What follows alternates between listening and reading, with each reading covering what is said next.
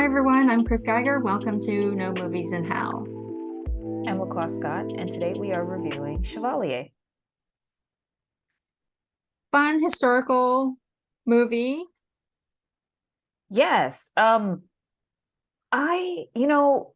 again, with this film, seen the trailers many months in advance. I think it was supposed to come out last month. It came out.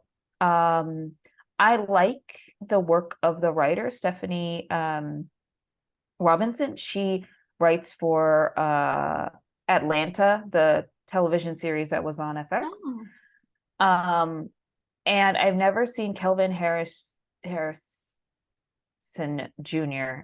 In a film before, but did learn that he was in like this isn't his first period piece. oh, Um, and so going into this, saw the trailers and thought it was very interesting. And I really, really liked the film. yeah. And I say it's a fun historical piece, but the theme of it is actually not that fun, right? It's the retelling of someone who's living in this sort of very tentative way.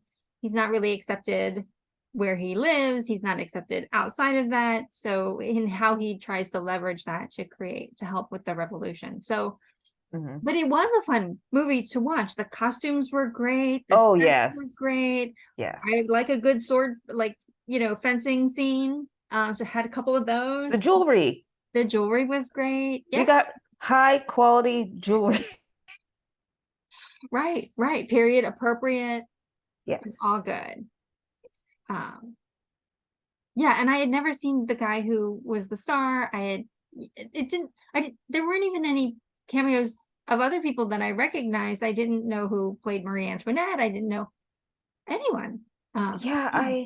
people look familiar. I'm like, oh, this person looks familiar. That's definitely Minnie Driver. Oh, yes, I did recognize Minnie Driver. But a lot of other people, like the guy who plays like the main villain, I thought that I don't know about you, but I actually thought that was Russell Crowe. It wasn't. At first glance, I thought, and I was really focused in until I figured out that it wasn't him. But the way I was able to figure that out is because he has those trailers running now for Mhm. the Pope's Exorcist, and so he Yes. looks radically different from like, yeah. But I mean, if that guy's not doing Russell Crowe impersonations or making money as a Stunt double. yeah, like he should be. I agree. And if I were gonna look like somebody, Russell Crowe is not a bad guy to look like. So, um, let me go to the slides.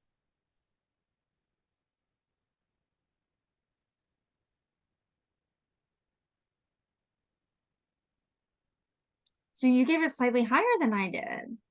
I think I did. Where did we? So jewelry. I was actually very impressed because I think so given that this would happen during a little bit before the French Revolution to the French Revolution, and seeing the jewelry that was on, Marie Antoinette, and seeing how the jewelry was even on oh my gosh, I forget, I'm blanking on the name, but the main character in his opera that he's putting on. And I felt like they did that very well. It was very well. It was actually like tasteful for Marie Antoinette of all the other iterations that I've seen of Right. her on film, and in like just general media, including books. I was like, oh, this is actually pretty pared down compared to what I've seen, but I think that they did a really great job at capturing that. Yeah, I think, and that's really why I didn't give them a three, is because I actually think that they held back too much on Mm, her excesses. Like, she is famous for just going over the top every time you see her, or she's yes. out in public, and they did really pare her back. Hmm. I did love the scene where she had her hair up in the big bouffant and she had the necklace draped in it. I thought that was Yes. very appropriate.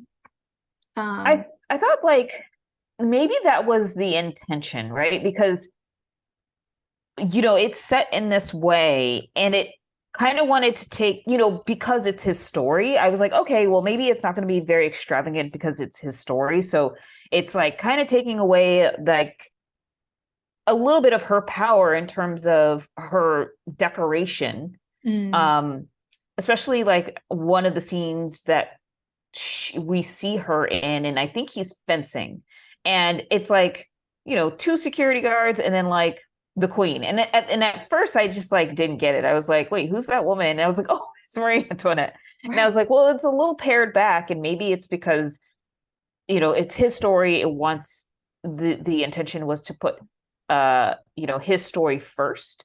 Mm. And even, he sees her as an ally in the beginning. There's still, that undercover, like unsure of what's happening here, because there are certain things that he wants that he's not granted to, and Mhm. she can make things happen. And it's like kind of taking that veneer off of someone who is like sparkly and shiny and all of these things. And it's like, Mhm. well, I'm helping you out. I'm very talented, and you're not, you don't want to step in and help me for something that I would really like, and that's something that the country would enjoy. Yeah, I thought by not making her over the top excesses visually evident, I think they were that it had the effect that it made her more sympathetic. Like Mm, she says in one scene, you know, the country, half the country already hates me. I'm trying to just hold things together. It's not as simple as you think, right? So it's actually making her more human. Where I feel like at mm. the height of like her power, that was absolutely not the way that she is conveyed in every other thing that you see. So I was surprised by that choice, but you get to make a choice. So Yeah, that's yeah. the one they made. Do you have Maybe any there'll other? be a Chevalier too, because at the end credits, you're like, wait, what? Right, right. Yeah, maybe there could be.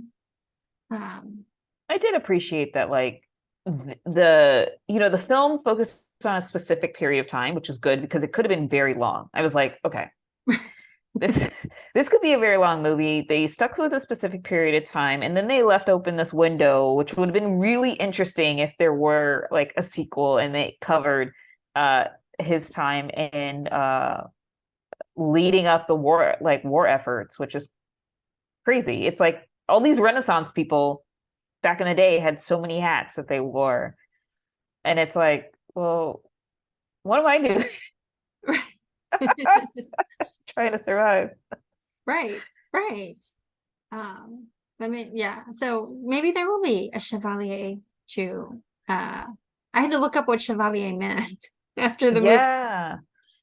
So that was interesting. I was not aware of the it seemed like that title conveyed a lot of power to him. Yes. She never really saw like how does he make money? How does he like I mean, he's not obviously earning money from his performing. It doesn't Yes. seem like he wants to be head of the Paris Opera.